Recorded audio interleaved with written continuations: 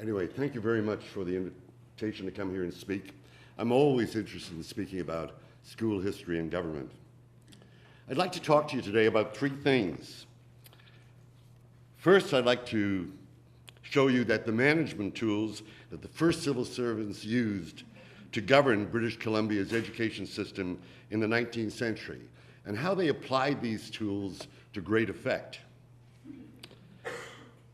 During the first 100 years, we had a school system that was clearly the envy of the nation and a source of immense provincial pride to British Columbians. Second, I'd like to look at the challenges that the educational civil service has faced in managing the schools over the past 40 years.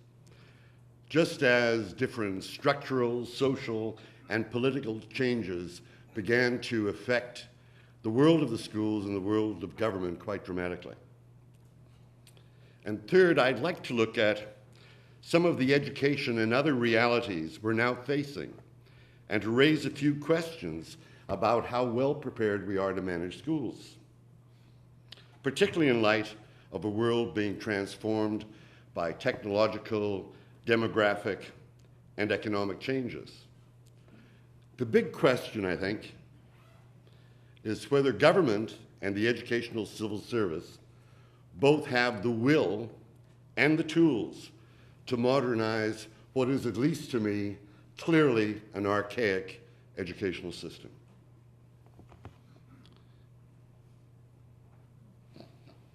I don't do this stuff very often, so if you see me looking both ways, you'll understand it's my lack of practice. Public education began on April the 22nd, 1872, with the passage of an education bill which brought about an education office and the office of the superintendent of education. John Jessup, a British immigrant and former teacher and principal, was appointed at this time as British Columbia's first provincial education superintendent. In 4 short years, he designed what became one of the finest and most forward-looking systems in the country. At the time of Hit escape? Ah.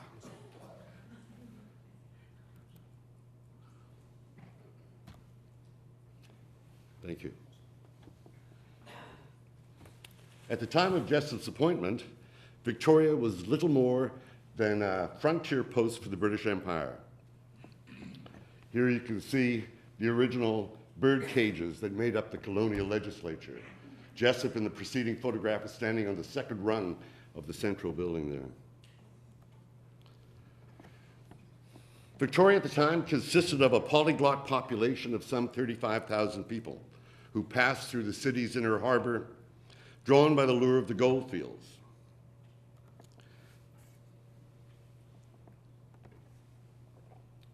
Jessup, and I think the civil servants who have followed him, faced 4 major challenges, likely the same as what you face today. How to provide schools for youngsters scattered across a vast territory. How to ensure that a rough measure of educational equality existed between rural and urban schools. How to assure taxpayers that their money on schooling was being well spent. And finally, how to manage a large, diverse, and disparate system from a central office in Victoria. Jessup's first task as school chief was to create a system of common schooling across a territory of nearly 950,000 square kilometers, divided north to south by 3 forbidding mountain ranges, and connected only by a handful of roads, edging northward along Vancouver Island and pushing hesitantly into the interior of the province.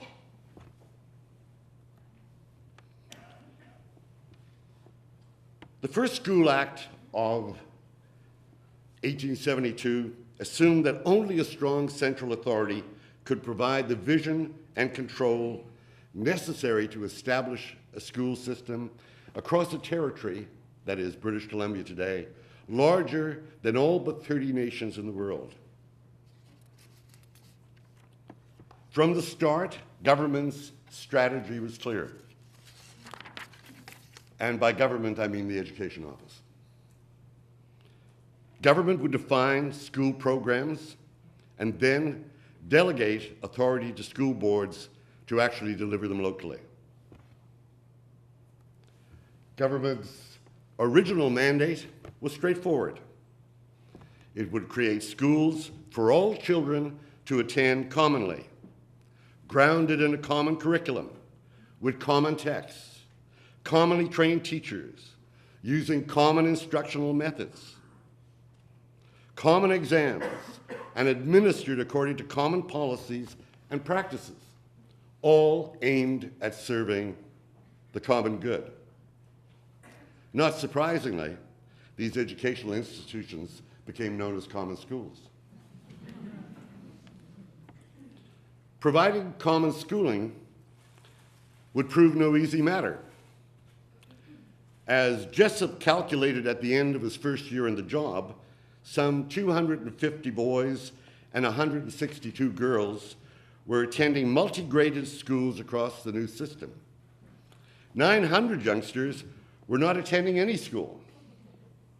200 or so ranchers' children located in the upper country of the Caribou were not within reach of any kind of a school. How to supply the educational wants of the province's interior, Jessup noted anxiously in his report of 1872, is a question I approach with a deep sense of responsibility. During his first 3 years in office, Jessup inspected the province's new schools, logging 5,000 miles a year of hard travel on land and water by horseback, buckboard, canoe, and paddle wheeler. From the coast to the Rockies, he visited dozens of sparse and often dilapidated one-room schoolhouses, attended by 10 or 12 youngsters, and presided over by a 3-person board. He finally concluded the impracticable distances between interior schools, as well as the enormous cost of transit, made the task of school inspection and supervision by one superintendent impossible.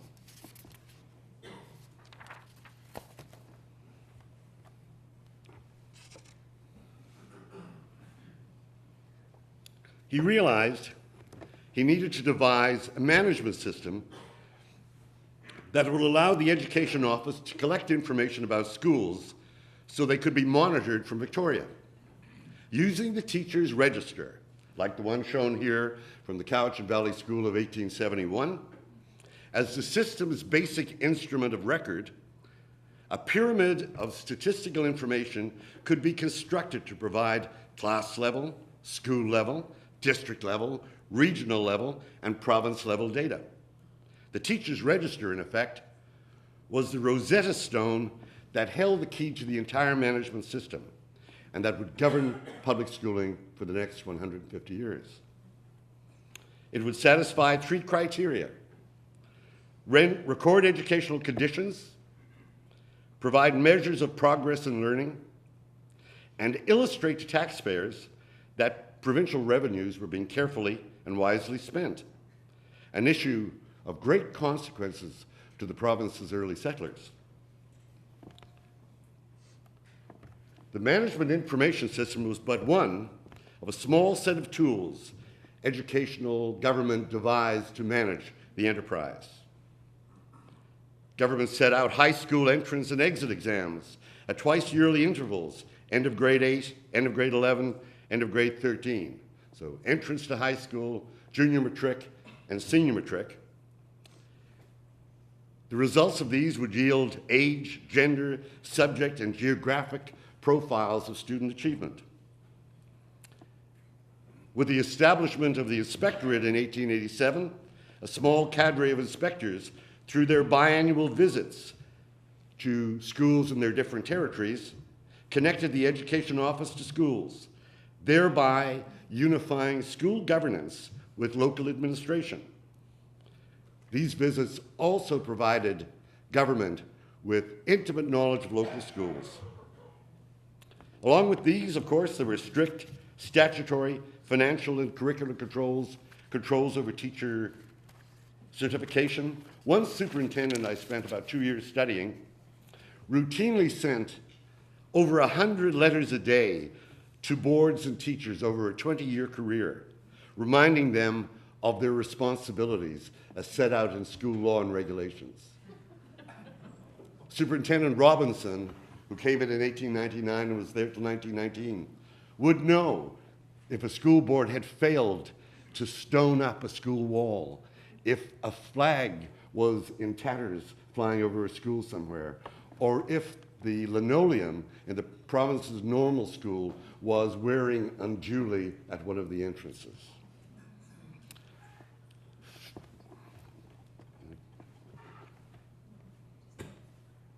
Sorry, this thing isn't picking up.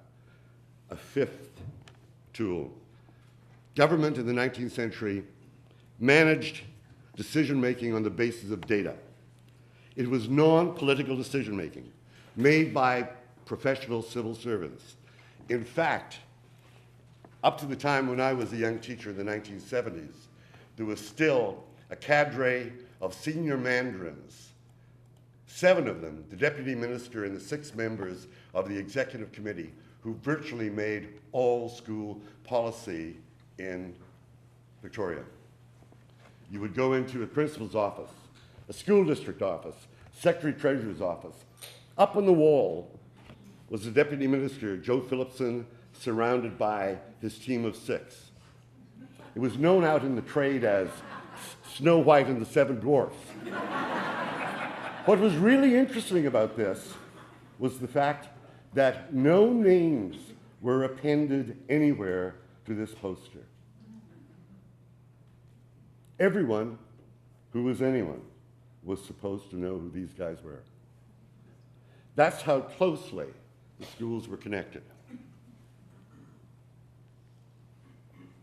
I should point out in this regard as well that this was the first real management information system any department of government ever built, and represented the first great experiment in record keeping.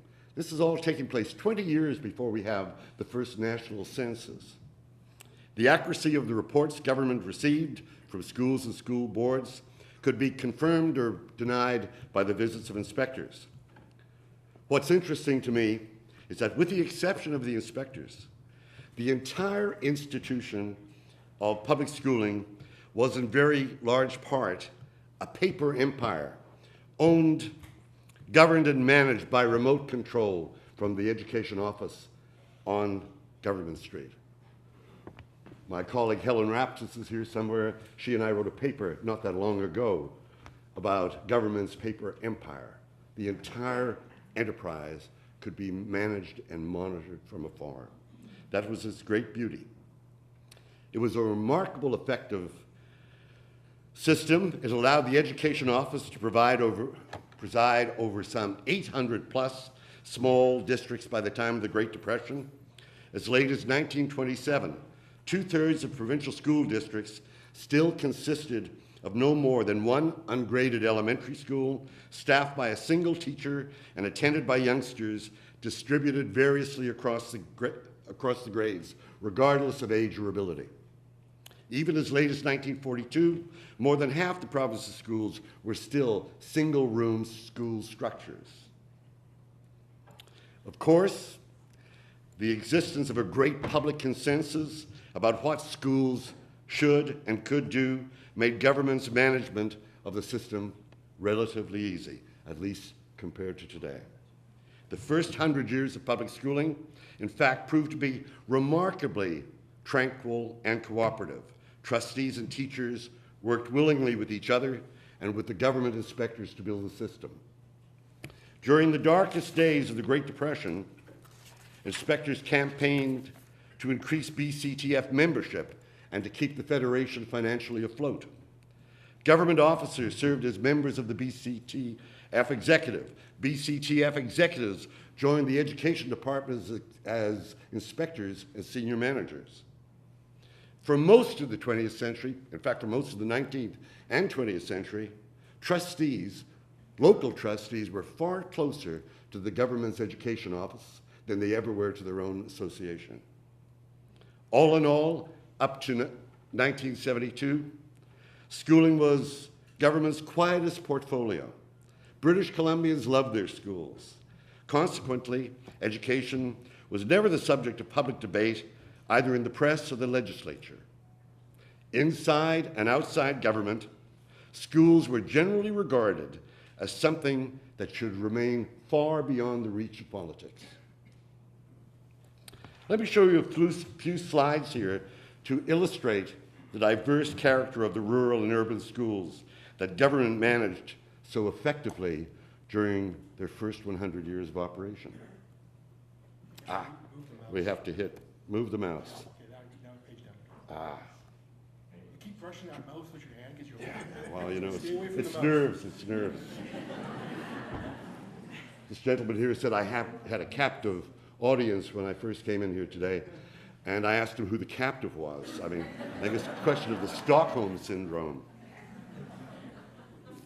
John Jessup, before his time was through, in his 4 years as education superintendent, was responsible for building two important institutions, Victoria High School and Victoria Central School in 1876.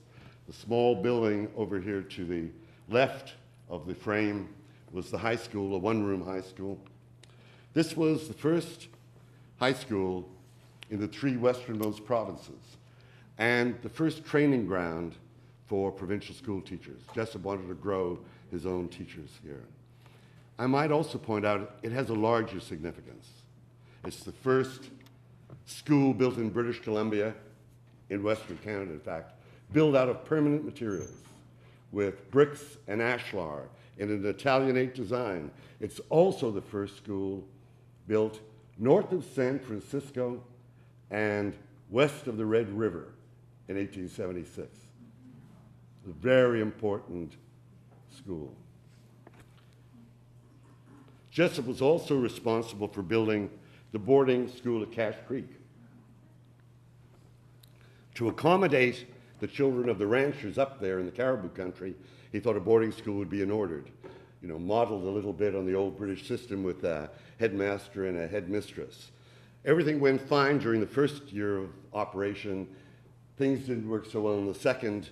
The experiment in Cache Creek failed when a scandal erupted, when it was found that young women were breaking into the rooms of young men at night, and that there was only a lock on the girls' side of the door. And of course, polite Victorian society couldn't imagine for a moment what young women would be doing in there.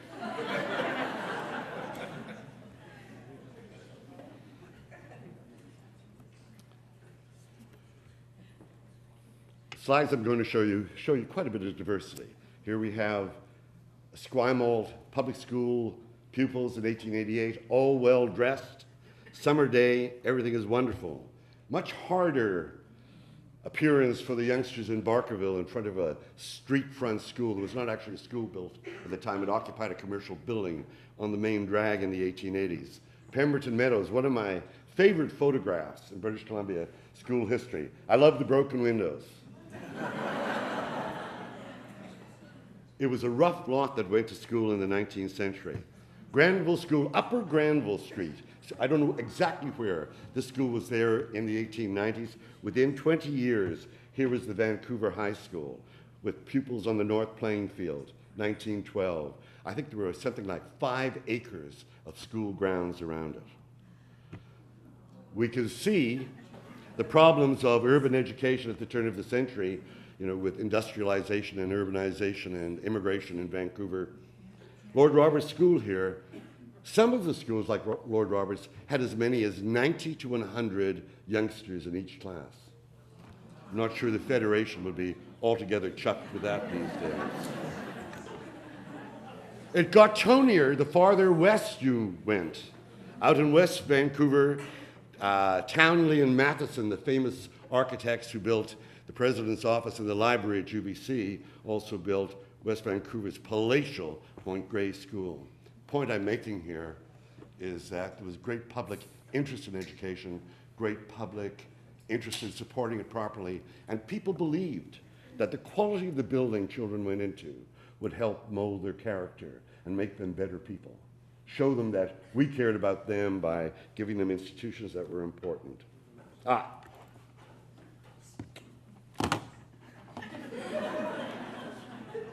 think we'll go to the escape route here. Thank you. In sharp contrast, when you got up country, when you got into the Peace River, one-room schools, some with sod roofs, were typical of many of the province's smallest settlements. Kelly Lake School up in the Rocky Mountain Trench in the 1920s. Famous school because it was part-time school, part-time fur trading post. It was a humble place to begin, but great careers could be made there. The man who became the Surveyor General of British Columbia in the 1950s and 60s, Jerry Andrews, began here as a young school teacher, taking a 5-day hike in with his horses to get into the school and stayed there for a year and then came out. He's written a wonderful book about all of this. More commodious accommodation can be found in some jurisdictions like the Rose Prairie School of the Peace River. But you can see even caribou schools into the 40s. This photograph here is in the 40s, but this school was still operating in 1957 or 1958, hadn't been replaced yet. Getting to the schools for the inspectors was tough work. Here's Inspector Bill Plenderleith out on the Peace River in the middle of winter, 1933. Here's the car off the road. One of the inspectors up there, Ray McLeod, actually died on the job up there. He died to death, died because of bad winter conditions. A World War I veteran who probably should have never been up there. But nevertheless, this was a hard world. By way of summary on the first century, if I could draw your attention to this left-hand side here, we began with 14 elementary schools, 1872. By 1971, we have 1,200. We began with 534 youngsters. By the time we got to 1971, a century later, we have 527. We get 16 teachers. And by the 1970s, we hit 22,000 teachers. As I was looking at this morning, preparing to talk to you here, it occurred to me, we have around about 530,000 or 535,000 folks in the system right now. It also occurred to me we have around about 40 or 42,000 teachers. I won't say any more about this. I'll just leave this to you to deal with.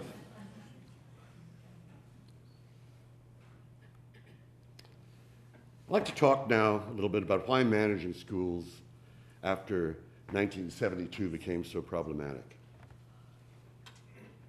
There were a constellation of factors that made life more difficult.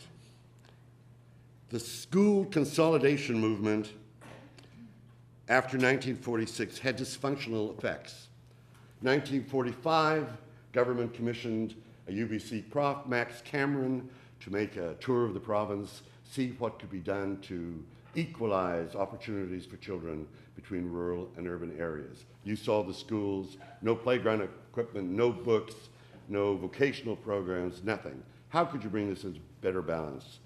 And the answer, of course, was that the tax base in the small rural areas wasn't sufficient to justify larger schools. Cameron proposed that you collapse these districts, and at the time there were about 600 districts. In 1946, he collapsed them down into 74, and still later 71. This had a number of different effects. Trustees, now feeling very important because they're in charge of much larger territories, began to flex their muscles. They wanted greater control over school budgets. They wanted to appoint their own school leaders. They wanted to be in charge of curriculum.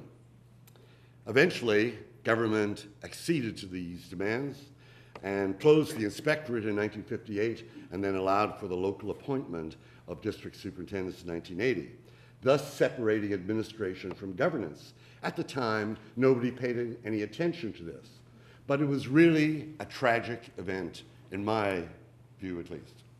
As long as local administration was intimately connected with the province, with Government Street, you had a great exchange of information. Information came up from the field, decisions came down from headquarters. The inspectors or the superintendents out there could alert small districts. You're not getting your school this year. You may get it next year. The minister has promised. Stay out of the newspapers. Stay with us on this. You'll get your school. I have evidence of this, very good evidence. In fact, I interviewed Stuart Graham, one of the inspectors who worked the North Country for a long time. He brought Minister Straith up to a school in 1948 and opened a new high school. Very glamorous for the time. Everybody very happy. Students are taking photographs of the minister. He's holding up a newspaper. Minister opens new school. It's all good. He's coming down off the dais at the end of the presentation, and he turns to the inspector and he says, "Stu, I can't remember for the life of me. I must be getting old. When did we approve the capital expenditures for this thing?" And Stuart Graham looked at him and said, "Later this afternoon, Minister, I hope." It was an entirely different world. So too, I should point out that the post-1945 world after the horrors of the war became far more rights conscious and individualistic. This destroyed the concept of commonality on which the system was originally built. The rise of special interest groups in the 1970s didn't help matters much either. The post-1960s counterculture took to task the school as being one of the last bastions of the old way of doing things. It undercut many long-standing school traditions and really helped tear apart the public consensus that had held schools together and that people agreed about what schools could do. 1960s, this becomes greatly fragmented. I think the rise of the BCTF during the 60s, the consolidation of power in the executive of the BCTF, removed the power from the local associations, and of course the conversion of the BCTF to partisanship at the end of the 1960s really changed political alliances in public education. From this point on, the BCTF executive really became the government's unelected official opposition in education. After 1965, other things happened within government. The political level of government becomes disinterested in the K-12 sector. They move on to think about the college system and the universities. There was far more political sparkle there than there was in the K-12 system that had already been built. Little interest or enthusiasm at the cabinet level for anything to do with K-12 schools. The post-1970 years also witnessed a profound transformation in the school. The school, essentially, as we came into the 1960s, was still primarily an educational agency. By the time we get into the 1980s, something has happened. It is now, at least in my view, every bit as much a social agency as it is an educational agency. The reason the 1987-1988 Royal Commission was convened was simply because nobody knew what the mandate of the school should actually be. Should it be a social mandate, an educational mandate? My first day out of the gate working for the Royal Commission, I was up in Sechelt meeting with the board and with some of my colleagues. I sat there and unusually said nothing for 2 hours, just making notes as I went along. At the end, the operations chief of the commission, Dr. Arthur Kratzman, who was my dean here, said, "You're being unusually quiet. What is troubling you?" And I said, "Well, I've been here for 2.5 hours over lunch," and I said, "I've heard the word mandate used in 26 different ways. Which one do you think we should take as the definition for the commission?" I might also point out that the failure of government and its commissions of inquiry to grapple with the fundamental governance, admin, fiscal, and other issues since the 1960s has led to a lot of confusion. There hasn't been a clearly scripted, organizational, or educational agenda for public schooling since this time. If we do a comparative study, one can say governments and their civil servants found ways to overcome the challenges that geography presented to schools in the 19th century. And I think governments and their civil servants have yet to find ways to overcome the challenges that politics have posed for schools in the late 20th and early 21st century. What about the future and the politics of austerity in coming decades? The gray line here shows the decrease in the number of school-aged children, and the black line shows the increase in the over 65 population. There is already a shift in priorities from the care of children to the care of the elderly. Note that these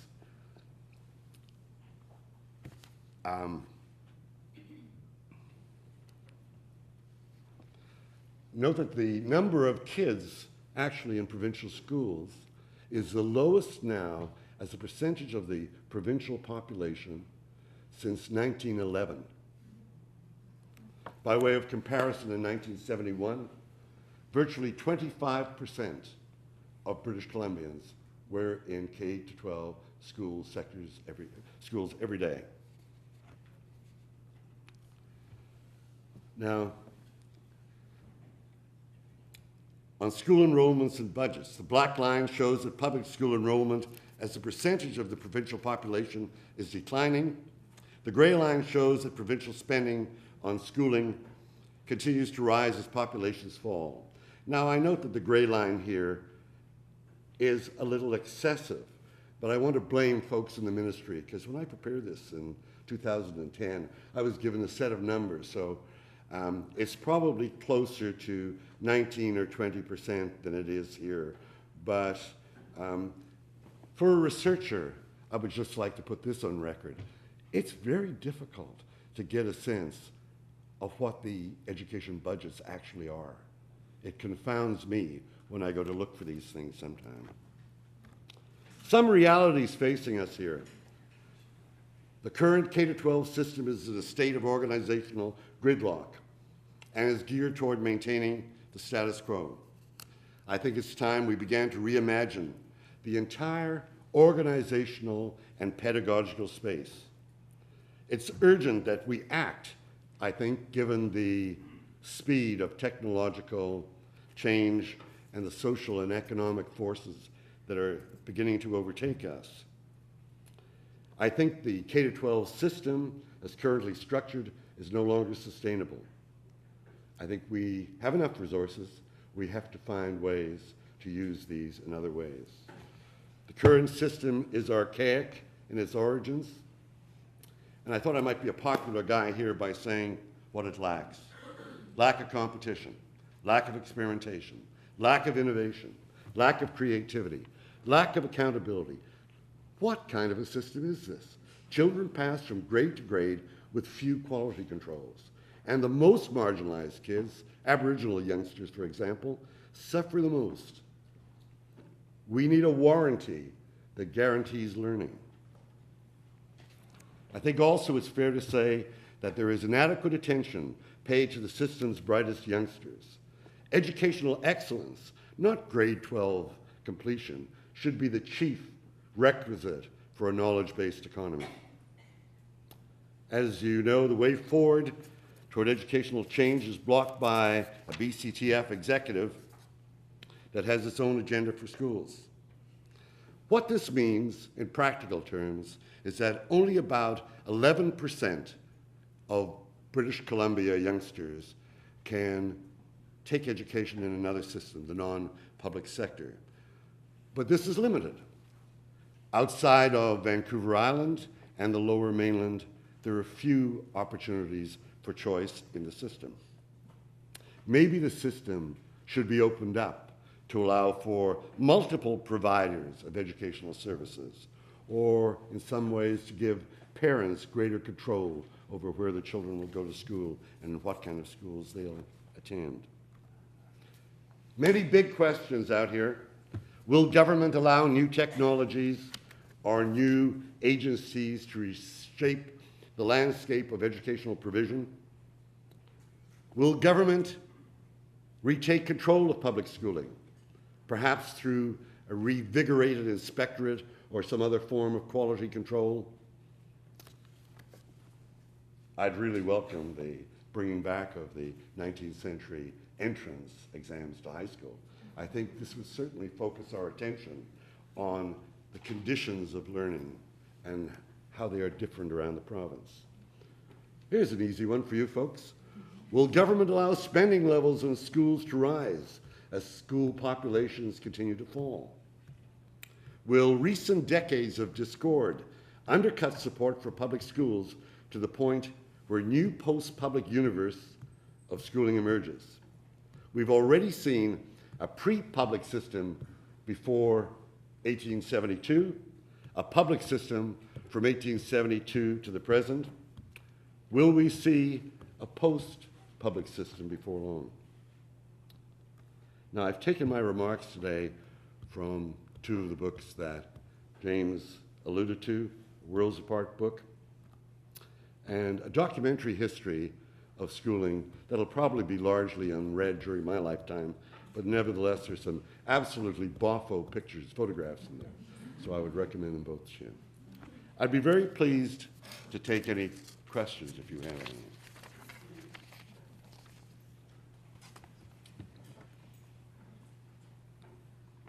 Thank you.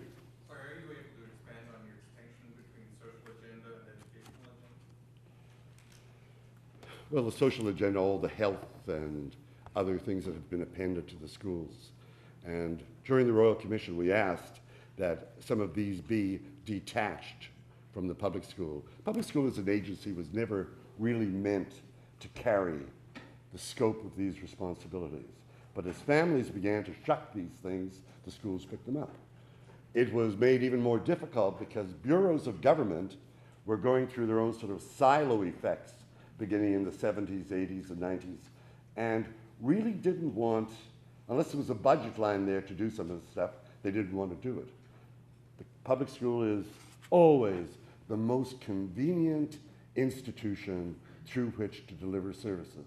However, it really does change the focus of the institution and its emphasis on educational excellence.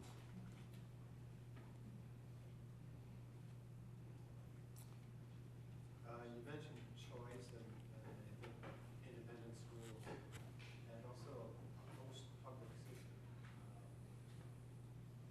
Do you see a connection between these two? You mentioned that's two separate. I'm sorry, I couldn't hear quite. You mentioned you seem to advocate, I guess, growth in independent school choice. And also you talked about a post-public system and perhaps with some concern. Do you put these two things together, or do you see that growth in independent school education is a move towards a post-public system? In part, it's a definitional thing. There are jurisdictions in the world that have public-public, public-private, and public-religious institutions, all paid for out of the public purse.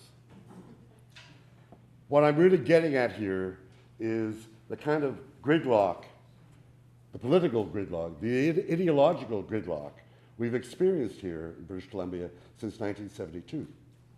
We have a BCTF executive that really doesn't change his views regardless of which political party is in. The BCTF chooses, I think, well, they see themselves as to have natural rights in determining school policy. Whereas folks like me believe that we elect governments, they choose particular educational and social policies to pursue. They have an educational civil service that helps them. I'm not comfortable with the idea of an unelected official opposition. So I think I can't see going forward that this intransigence we've seen for the past 40 years is going to change remarkably. So what do? We have labor peace now for another year? Is it going to be same old a year from now? Do you think parents are going to be comfortable? Oh, it's all good now. We can all, kick back, open the champagne. We're rocking. It's perfect. I suspect a year from now, this government or another government, it's going to be, the drama will play out again. This is like an annual or every 4-year passion play that comes out. The Federation says the government has been mean to the schools. They're not safe, they're undersupplied with this, they're undersupplied with that. It's really all about resources and so on. And this story is repeated over and over again. And of course, in British Columbia, we like simple stories. We like blood in the streets with our stories, but we like simple stories. Black hats, white hats, it's all good. I just wondered if you'd expand a little bit more on what you mean by a post-public system, like what? Well, we've pretty much, the sort of the larger educational narrative for the last 100 years is that, we can build large public systems that will do everything.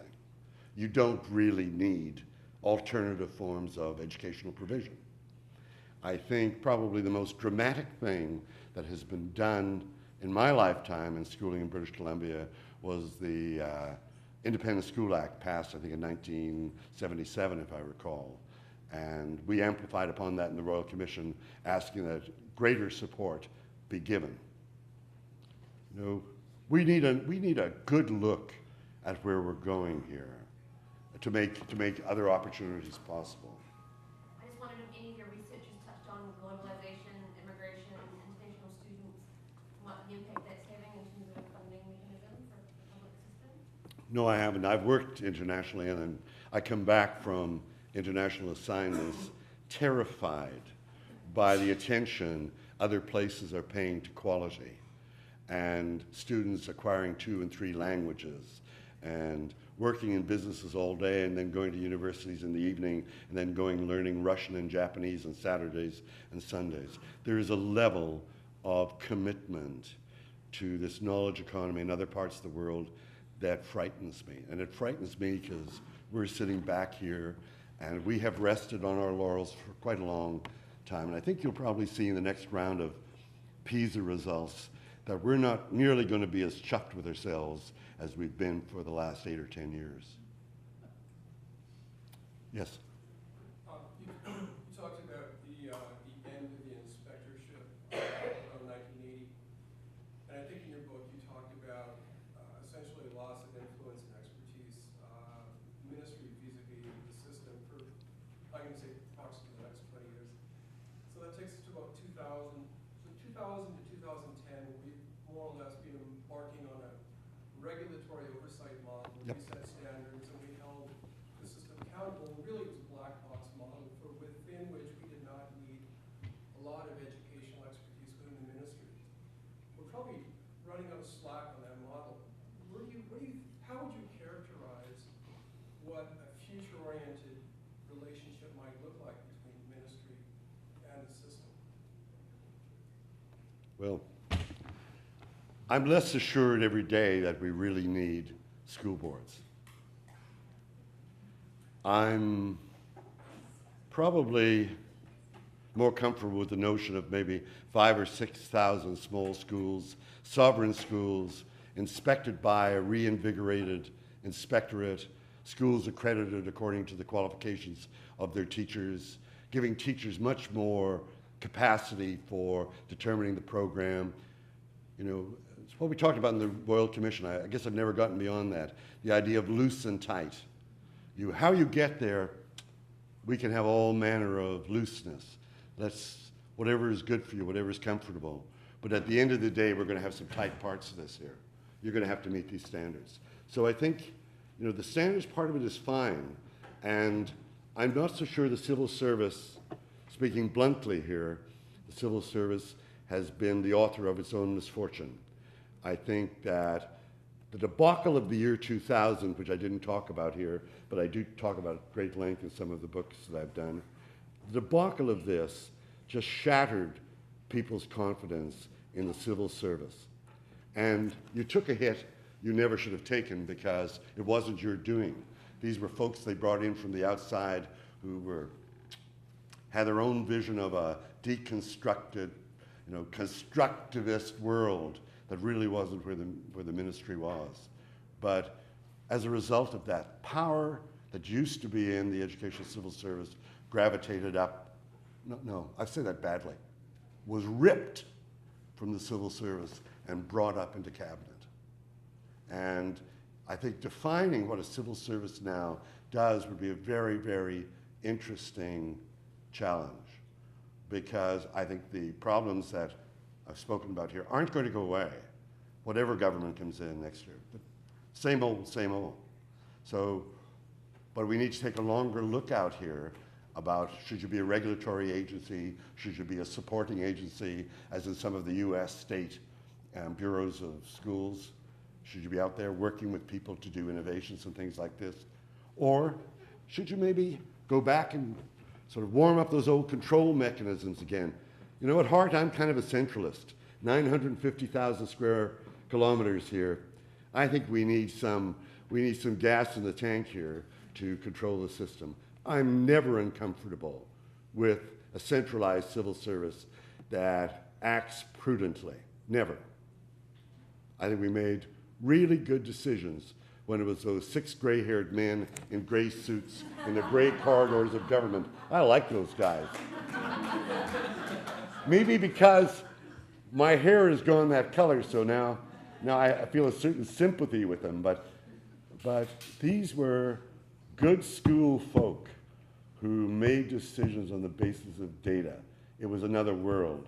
The politics have seeped in here. I think it's very difficult to run government today. I have only regard for people who are in the deputy minister's chair or the senior manager chairs. This is a tough place to be. Much easier job going into the archives and researching schools.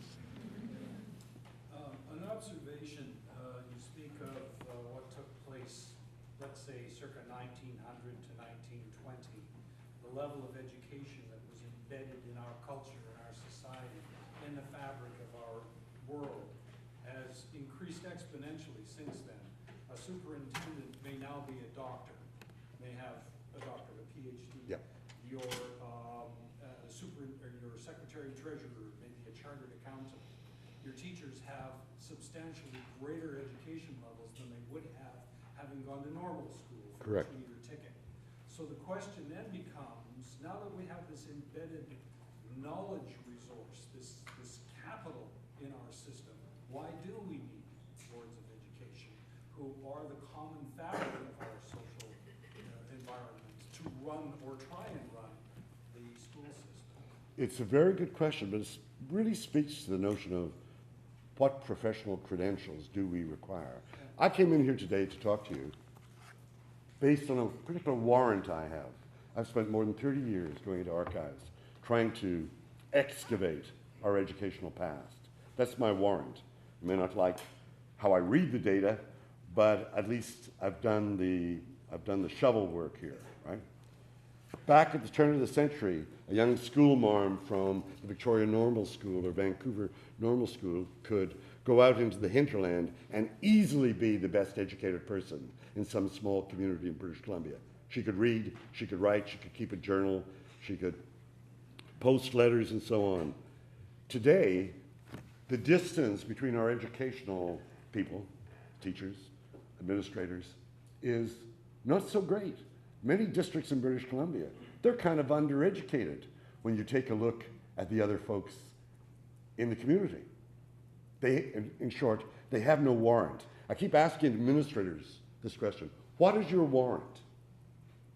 The old days, the school principals, likely in British Columbia, would have been classical scholars, backgrounds in history and literature, French literature, English literature, very well-educated people.